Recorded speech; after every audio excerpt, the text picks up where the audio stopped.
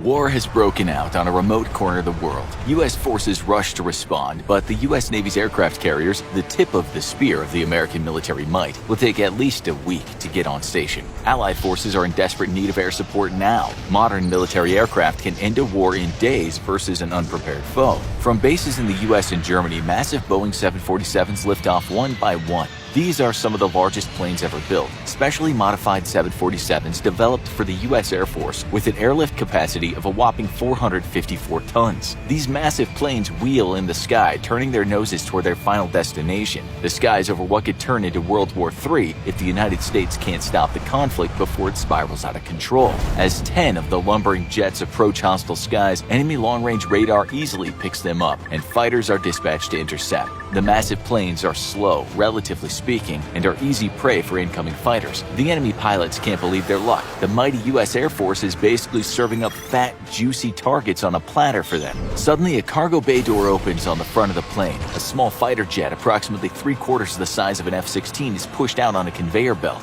The plane plummets straight down as its engines flare to life, and the pilot eases the stick back to level out. A little over a minute later, a second plane is pushed out of the American 747. In 15 minutes, the 10 747s have disgorged their entire complement of 10 fighter aircraft each. The enemy is suddenly facing a flight of 100 American fighters. Small, nimble, and not as heavily armed as traditional fighter jets, these small fighters are nonetheless a lethal force. Not only do they have superior numbers on their side, but their small sizes and stealth features make them incredibly difficult to accurately target at long range. And with enough weapons and fuel on board their mothership to last for days, they can stay on station for nearly a week, giving traditional U.S. forces more than enough time to arrive. The concept might sound like something straight out of science fiction or an Avengers movie, but the airborne carrier concept has actually been something seriously considered by U.S. military planners for 5 decades now. However, this is nothing new, and the legacy of the airborne aircraft carrier dates back to practically the dawn of flight itself. Within years of the first successful flight at Kitty Hawk, militaries around the world were already pressing airplanes into service. While balloons had been in widespread use for years as excellent surveillance platforms, they were slow, unreliable, and easily destroyed. Zeppelins solved many of these problems but faced a host of their own issues, including the fact that as anti-air artillery improved, they became a massive liability. Airplanes, however, were fast and agile and could cover great distances. They were the perfect scouting tool. But aircraft were inherently limited in their range, and getting them quickly to where they were needed most was difficult. They required extensive ground-based support, including a functional airfield close to the front and safe supply lines to transport volatile gasoline and other materials needed to keep them in flight. An airborne aircraft carrier would solve all the problems. It could bring its own supplies with it anywhere it went, and it could outpace even the fastest naval aircraft carriers. Even more importantly, they could go where a Navy ship couldn't go, inland. Various nations toyed around with the idea of launching aircraft from dirigibles, including the United States and Great Britain. The U.S. even modified 2 dirigibles to carry, launch, and recover aircraft. The launching was relatively simple. Each plane would be dropped from the belly of the ship, falling until it gained enough airspeed to generate lift. A wild ride for sure, but a relatively safe one. Recovering aircraft, however, was something else entirely. First, there was no way to build an actual runway on top of a dirigible. Though the idea was brainstormed, instead, the best way to recover aircraft was through a mechanism that would hook the aircraft and reel it up, sort of like a trapeze. This required a pilot with nerves of steel,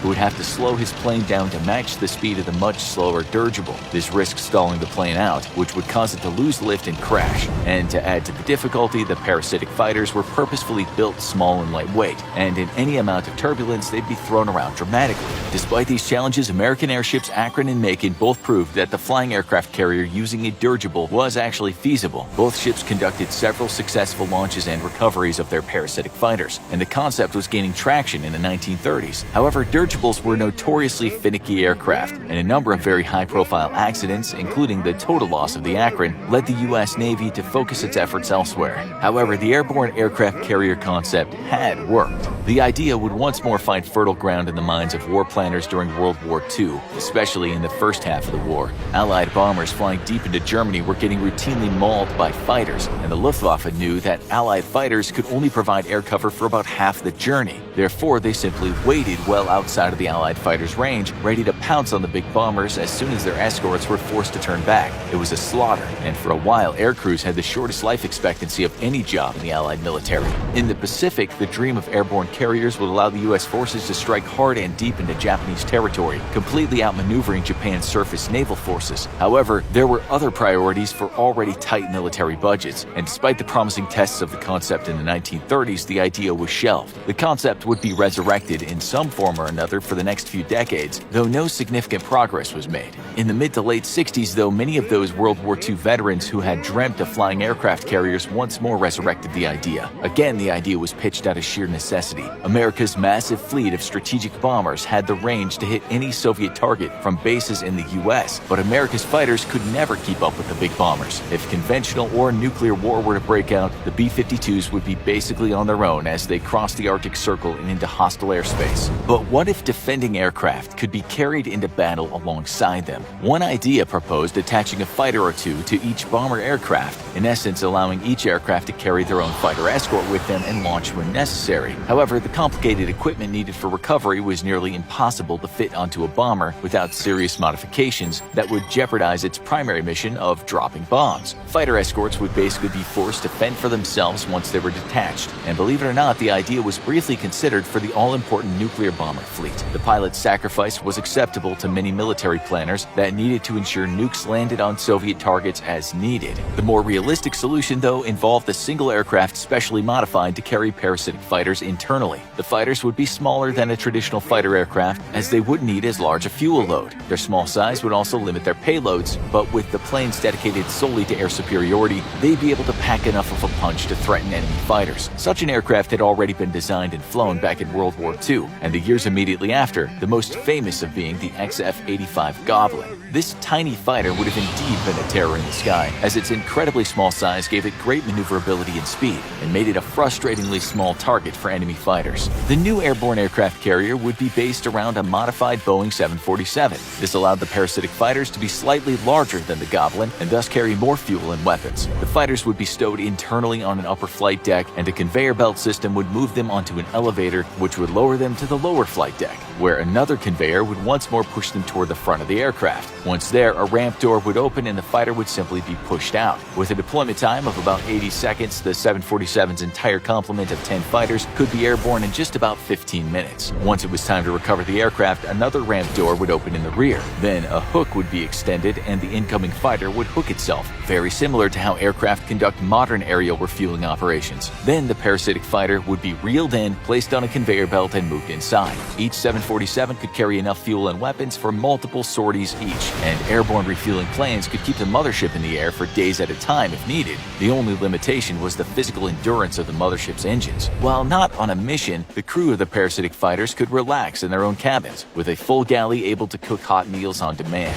In the 70s, the technology was there, and the launch and retrieval systems had already been proven multiple times in the past. So, why didn't airborne aircraft carriers happen? First, aircraft designers would have to make a decision on what to prioritize with the parasitic fighters themselves. Should they prioritize weapons capability, fuel storage, or radar? A small aircraft means sacrifices would have to be made, as the technology had not yet miniaturized components enough to make microfighters that could enjoy adequate amounts of focus on all three areas. The threat had also changed. While in the 40s and 50s, most air-to-air battles were still carried out with guns, by the 70s, heat-seeking and radar-guided missiles were the preferred weapon. Soviet fighters had both good long-range missiles and powerful radars, and while in the past its tiny size would have made it a difficult target to hit with guns, now the microfighter's small size was a liability that limited its ability to carry adequate long-range radar equipment. In a face-off against Soviet fighters, the microfighters would have been swatted out of the sky like gnats. But big planes were becoming increasingly vulnerable themselves, and the primary threat was no longer the fighter but rather the anti-air missile. These telephone pole-sized missiles could be shot from dozens, even hundreds of miles away, and a single one could take out a bomber. Microfighters wouldn't just be useless in this scenario, but the airborne carrier itself would be a massive liability, with the loss of 10 fighter pilots and the entire airborne carrier's crew if one was shot down.